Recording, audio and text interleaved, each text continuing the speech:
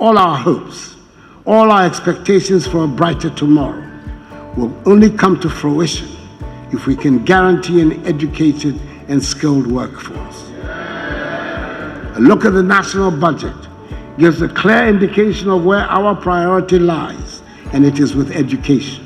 The previous chapter, Building Bridges, Transforming Lives and Basic Education, showcased GETFund's significant role in enhancing Ghana's educational infrastructure by constructing and renovating over 6,000 projects. These efforts have provided millions of children with supportive learning environments and established a strong foundation for quality education. With the introduction of new government policies targeting the secondary education sector, there has been a substantial increase in secondary school enrollment, creating a need for expanded infrastructure. In response, GETFund has implemented innovative solutions and launched various initiatives to ensure that secondary education remains accessible, equitable, and of high quality for all students in Ghana. But as we celebrate these achievements, the journey continues. The introduction of the free SHS policy ushered in a new chapter, one that brought with it a significant increase in enrollment and a pressing need for expanded infrastructure. Now, let's delve into how GETFund is meeting the demands of a growing student population and ensuring that secondary education in Ghana is accessible, equitable, and of the highest quality. Before the advent of MPP, nearly 35% of students who qualified to enter secondary schools did not attend schools. So for every 100 students, 35 just didn't go, not because they didn't pass, but because they didn't have the financial wherewithal. For those 65 that went to school, 22%, nearly 18 of them, also fell along the wayside because they couldn't have the financial wherewithal to continue. For those who even completed for their examination, a huge percentage, nearly a third, from a quarter to a third, could not get their certificates because they couldn't fulfill their financial obligations in their schools. So there was a lot of talent wastage. As Ghana entered the 21st century, secondary education became a focal point for national development. Historical reforms, particularly in the late 1980s, aimed to expand access and improve the quality of secondary education. By 2001, enrollment in senior high schools was on the rise, reflecting a growing demand for education among the 16 to 18-year cohort. This trend continued with the free SHS program, propelling enrollment from 204,000 in 2001 to 1.4 million students by 2022. Successive governments have initiated several key projects and programs to enhance secondary education. These include the Secondary Education Improvement Program, SEIP, the Community SHS Program, E-Blocks, the Emergency Intervention Program, SHS, the Secondary Education Expansion Program, 4-year system, and the Model School Project. Each initiative aimed to expand access, improve infrastructure, and enhance the quality of secondary education across the country. Since its inception in 2001, GETFund has supported numerous initiatives aimed at strengthening secondary education. Comprehensive reform programs, infrastructure projects, and targeted investments have laid the groundwork for today's robust educational framework. GETFund's investments in secondary education have been transformative, with over 3,864 projects significantly improving the quality of education and creating much-needed space for students. This includes classroom blocks, dormitories, science laboratories and workshop blocks, libraries, administrative blocks, assembly auditorium blocks, washrooms, furniture supply, vehicles and motorbikes, staff accommodation facilities. An analysis of fund allocation from 2001 to 2023 reveals notable trends. Initially, allocations to tertiary, secondary, and primary levels were relatively balanced, with each receiving between 25% and 35% of the total funds. However, from 2008 onwards, there has been a shift towards higher allocations for secondary and tertiary levels, reflecting the government's focus on addressing infrastructure gaps. In 2022, GETFund allocated 546 million Ghana cedis, 21%, to tertiary education, 496.5 million Ghana cedis, 19.1%, to secondary education, 325.8 million Ghana cedis, 12.5%, to primary education, and 214.6 million Ghana cedis, 8.3%, to other education-related expenses, after allocating about 1 billion Ghana cedis, 39.1%, to debt servicing. In 2018, 256,323,360 Ghana cedis, 27.72%, was allocated for secondary education development, and in 2019, another 160,500,000 Ghana cedis, 13.33%, was invested in secondary education for infrastructure expansion and to expand access. These investments have resulted in the construction and renovation of thousands of facilities across the country.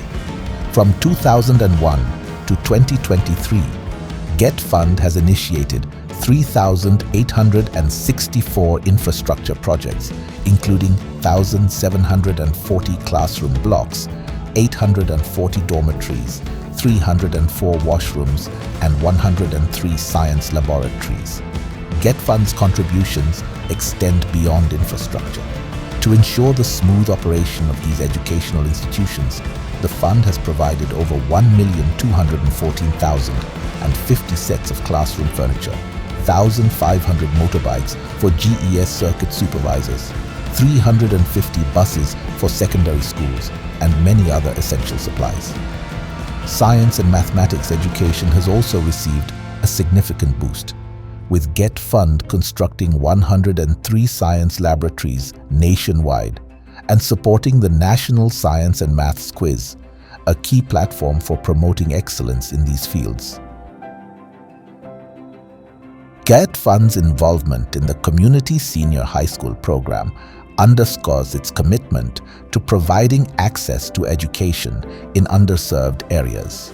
The program has initiated 101 community-based senior high schools, creating 96,960 vacancies and accommodating for students from rural and urban communities.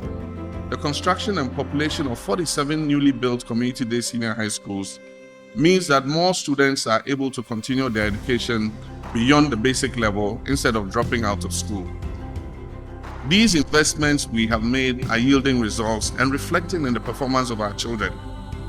Performance at both the Basic Education Certificate Exam, the BECE, and the West African Secondary School Certificate Exam, the WASSCE, have seen remarkable improvement. The very last batch of BECE students recorded the highest number of students obtaining a raw score of about 500 marks in the history of this examination. In response to urgent infrastructure needs, GETFund implemented the Emergency Intervention Program. The program has addressed critical deficiencies in school infrastructure, including repairs, renovations, and the construction of new facilities. So when His Excellency Nana Addo Dankwa came up with the free senior high school policy, the free senior high school policy enabled everybody who attended the BECE, except those who failed in English or math or both English and math, to attend secondary school. The cutoff point had dramatically improved from 24 to 50-something to gain access, because we believed just by gaining access to secondary school, you are improving the human resource base of the country. You are bringing more skilled and more knowledgeable kids into the job market. The idea that people stopped at BECE when they were 15 and they were not qualified to work was an anomaly in the system. There's no doubt that the free senior high school program is the most audacious piece of social intervention in our Fourth Republic. The pre-independence program for free education covered primary education and later the university. The secondary sector was beyond the capacity of the state. None of the reforms since have dared move the dial through that space. The decision to take the plunge, therefore, had to be truly ambitious, and it is no wonder it has kept education at the top of national discourse.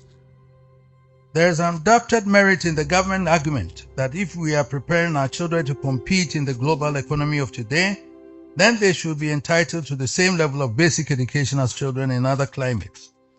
Since basic education elsewhere encompasses secondary or high schools, it's only fair that we also upgrade our basic education. In that sense, therefore, offering free senior high school is doing no more than meeting the obligation to provide the basic education for all. This is why my government is today beginning the implementation of the free senior high school policy. The implementation of the free secondary school education policy in Ghana resulted in a significant surge in secondary education enrollment.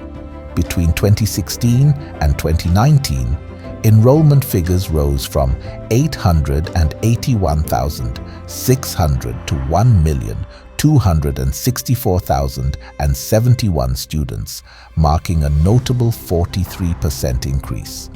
This unprecedented growth underscored the urgent need for expanded infrastructure to accommodate the growing student population. To prevent any child from being deprived of education opportunities, the government embarked on substantial infrastructure investments. In the 2018-19 academic year, the influx of junior high school graduates into senior high schools exceeded the previous year's enrollment by 30.7%. A thorough gap analysis revealed the necessity to create an additional 181,993 spaces in senior high schools, particularly in elite institutions, to effectively accommodate the growing numbers of students. GETFund is at the front and center of our free secondary education policy. We live in a world where without buildings, you cannot do education very well. So if you look at the strategy of the president, ensuring that we opened the floodgates of secondary education to all, irrespective of where they resided, irrespective of their income status, the first consideration and the first question that came to the mind of everyone was, where are the buildings?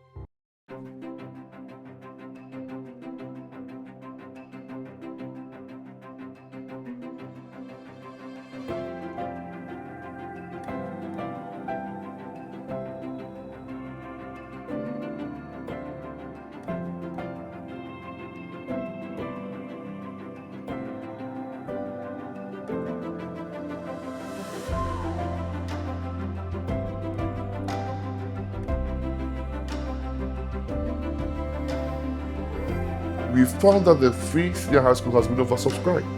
Not only because of second fees that we're paying, which children are being fed, uniforms, house clothes, technical and vocational equipment is being given, arts and crafts equipment is being given, laboratory equipment is being given to the schools to help prepare students, past questions, the chief examiner's report, revision notes for maths, all have been given. Academic interventions to support the teachers, to enable those who came with a lesser qualification also come up to speed.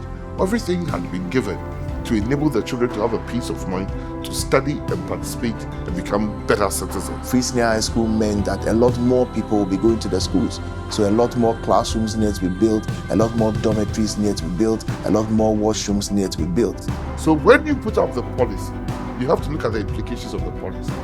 Just by knowledge, we knew when you look at the tenets of the free SHS, there was one that will have to do with equity, there was one that will have to do with access, both financial and physical. So we knew the second year of the implementation of the free SHS that the capacity that was available was 290,000 places, and potential kids that had qualified were 483,000, giving us a deficit of about 181,000 kids. Are we then going to say these kids who have passed and qualified could not go to school? No way. So we had to do some major consultation with the GETFund. The whole idea was, can we provide all the buildings that we need in order for us to roll out free secondary education? Obviously, the answer was no. But at that time, we should know that we were saddled with the capping and realignment act in subsequent years, meaning that the money that had to come to us has to be slashed by a percentage. So it is a matter of you coming to meet contractors that are being owed, and then the money that you're supposed to get has also been cut. And there is this clear and present danger of parents also reacting doubly. These challenges highlight the need for more robust financial management, consistent monitoring, and legislative support to ensure that GETFund can continue to make a meaningful impact on education in Ghana.